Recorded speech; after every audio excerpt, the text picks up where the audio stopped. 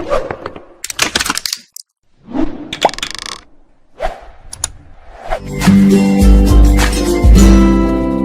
Everyone, मैं खुशहाल पांडे स्वागत करता हूं आपका सिविल पांडा के ऑनलाइन प्लेटफॉर्म। आज हम पढ़ने जा रहे हैं रिट्स के बारे में। जैसा कि आप सभी को पता है, जो हमारा कॉन्स्टिट्यूशन है, कॉन्स्टिट्यूशन ऑफ इंडिया है, उसके थर्ड पार्ट में हमको मिलते हैं fundamental rights. Fundamental rights fundamental rights को सबसे जो मेन इनकी इम्पोर्टेंस है वो ये है कि ये इन्फोर्सिएबल है कोर्ट ऑफ लॉ में। अगर पार्लियामेंट है या स्टेट है, अगर आपके फंडामेंटल राइट्स को वायोलेट करता है तो आप डायरेक्टली मूव कर सकते हैं सुप्रीम कोर्ट। ये अथॉरिटी हमको मिलती है आर्टिकल 32 के अंडर में। 32 जो बताता है कॉन्स्टिट्यूशनल रेमेडीज के बारे में।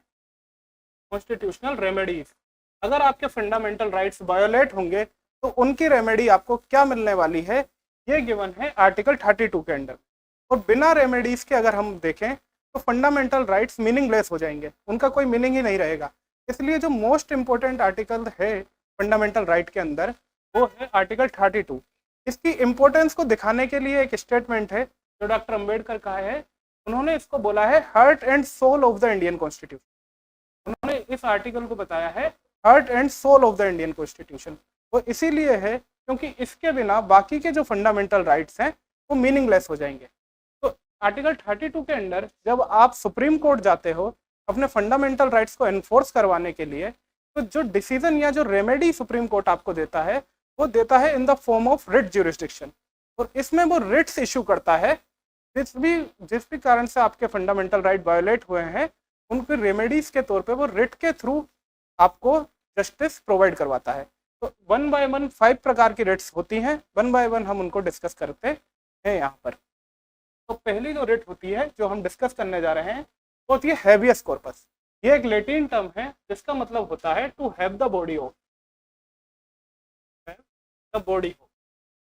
ये वाली रिट इशू होती है जनरली इलीगल डिटेंशन के केस में। जब कोई आपको इलीगली डिटेन कर ले कहीं पर, तो सुप्रीम कोर्ट में जा करके वहां पर ये वाला जस्टिस सीक किया जा सकता है। उसमें सुप्रीम कोर्ट ये वाली रिट इशू करती है जिसका नाम है हैबियस कॉर्पस।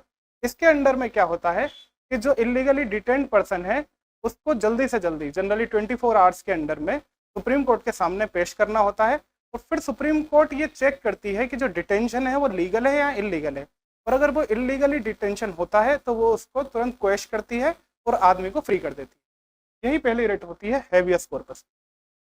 तो अगली रेट इसमें होती है वो होती है मैंडेमस। इसका मीनिंग होता है बी कमांड। ऐसी पब्लिक अथॉरिटीज जो इनएक्टिव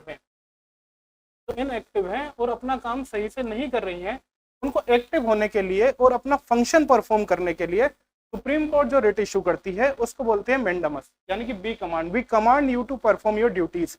आप अपनी ड्यूटीज को एक्टिवली परफॉर्म करें, ये हमारी कमांड है। तो दूसरी जो रिट होती है वो होती है मैंडेमस। तीसरी जो रिट है वो होती है क्वो वारंटो, जिसका मतलब होता है by what authority. What authority, इसमें सुप्रीम कोर्ट चेक करती है अथॉरिटी कि आपने किस अथॉरिटी से कोई काम किया है। जनरली ये लगती है जब कोई पब्लिक ऑफिस जो है जो किसी ने हेल्ड कर रखा है, वहां पर सुप्रीम कोर्ट ये चेक करती है कि आपने किस अथॉरिटी से ये पब्लिक ऑफिस होल्ड किया हुआ है। और वहां पर वो उसकी कॉन्स्टिट्यूशनलिटी और लीगलिटी चेक करती है कि जिस पर्सन ने वो ऑफिस होल्ड किया है क्या वो कैपेबल है इसका कि उसको वो ऑफिस होल्ड करना चाहिए या नहीं करना चाहिए। इस केसेस में ज्यादातर जो रेट लगती है वो लगती है को वारंटो वाली रेट। इसमें अथॉरिटी चेक होती है। जनरली ये इशू होती है पब्लिक सर्विसेज या पब्लिक ऑफिस जब कोई हेल्ड करता है तो उसकी लीगलिटी चेक करने के लिए। अगली जो रेट है उसका नाम है सर्टियोररी, इसका मतलब होता है टू सर्टिफाई। ये वाली जो रेट है ये जनरली हायर जुडिशियल अथॉरिटी से लोअर जुडिशियल अथॉरिटी के लिए इशू की जाती है। इसका मतलब होता है टू सर्टिफाई। ऐसे केसेस जहां पर जो लोअर कोर्ट्स हैं उनका ज्यूरिसडिक्शन एक्सटेंड होने लगता है, मतलब जहां उनकी अथॉरिटी नहीं होती है वहां पर भी जाकर के वो कोई डिसीजन ले लेते हैं। ऐसे केसेस में जो हायर कोर्ट है वो उनको रिट इशू करती है सर्टियोररी की, यानी कि उनको सर्टिफाई करती है कि एक्चुअली आपने जो किसी पार्टिकुलर केस में जो डिसीजन लिया है वो आपके ज्यूरिसडिक्शन से बाहर है, या आपने अपने ज्यूरिसडिक्शन से बाहर जाकर कोई डिसीजन लिया है और जो हायर कोर्ट है वो उस डिसीजन को क्वेश्चन करती है और केस को सुनने के लिए अपने पास बुला लेती है। यही वाली रिट होती है सर्टियोररी की रिट। इसके बाद जो लास्ट रिट हम देखने जा रहे हैं वो होती है प्रोहिबिशन की। ये भी हायर कोर्ट से लोअर कोर्ट को इशू की जाती है।